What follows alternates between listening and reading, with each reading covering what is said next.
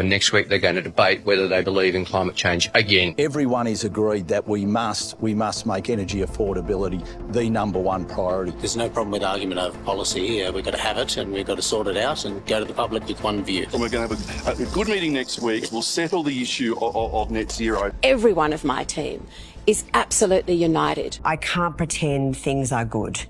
We've had a dire news poll result, a primary vote of just 24%.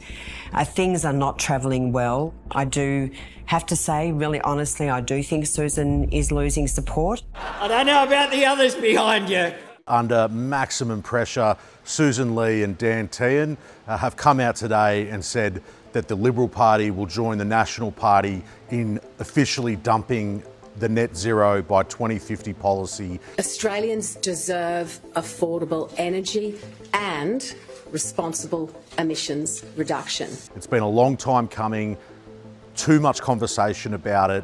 Not only do they scrap net zero by 2050, they've scrapped net zero as a concept full stop. To keep faith with that commitment, the Liberal Party will remove a net zero target from our policy. Additionally to that, we're hearing a lot of the same slogans we heard under Peter Dutton, some of them under Scott Morrison, and very much in the Nationals manifesto. Some of these include keeping coal open for longer, unlocking more gas, scrapping all of Chris Bowen and Anthony Albanese's net zero transition architecture, tariffs, levies, punishments, however the coalition wants to frame it. Under the Liberal Party, affordable and reliable energy will come first.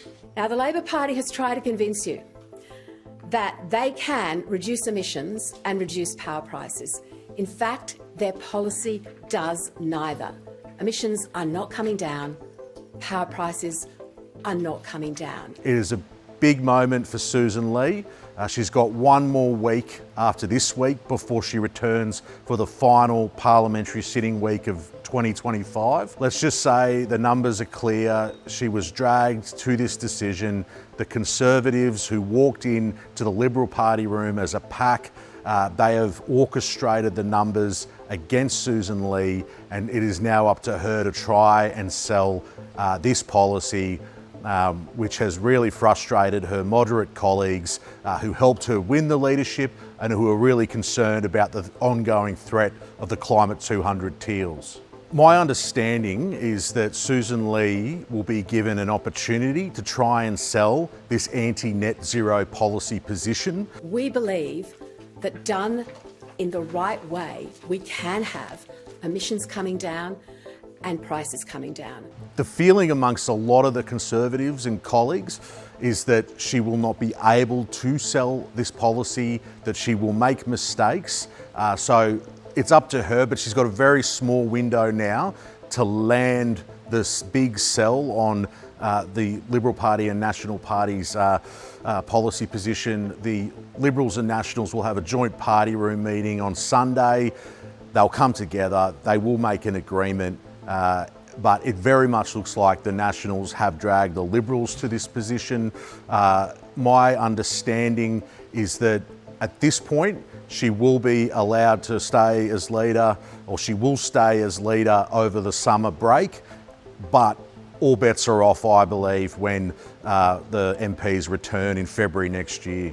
The moderate Liberals who helped Sussan Ley claim the leadership with the help of Alex Hawke's centre-right faction are apoplectic. They're very upset. They thought having Sussan Ley as leader would help protect the position on net zero.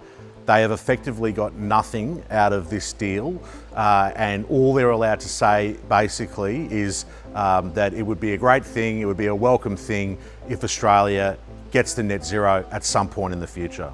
Look, the big criticism for Dan Tehan and Sussan Ley is they have just seemed to have failed to land any blows on Chris Bowen. We will put downward pressure on energy prices using the energy abundance that we have as a nation. The second thing is we're going to make sure that we're doing our fair share when it comes to emissions reduction. Chris Bowen is very much a zealotry-like figure in the Labor government. Even some of his colleagues feel that he pushes too hard. So he's going for COP.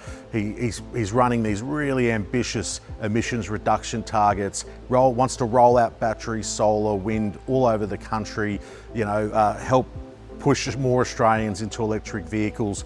But at the same time, Labor promised that our power bills would go down. The opposite has in fact occurred. Australians were promised that life would be cheaper under Labor. You all remember that.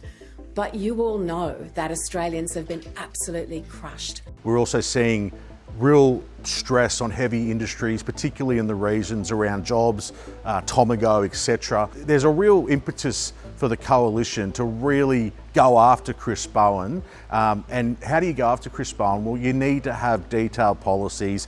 You need to bring families, households, businesses along and explain to them how an alternative plan that includes gas, coal, nuclear remains in their arsenal, how that will actually help people. And that's the really big challenge for the coalition.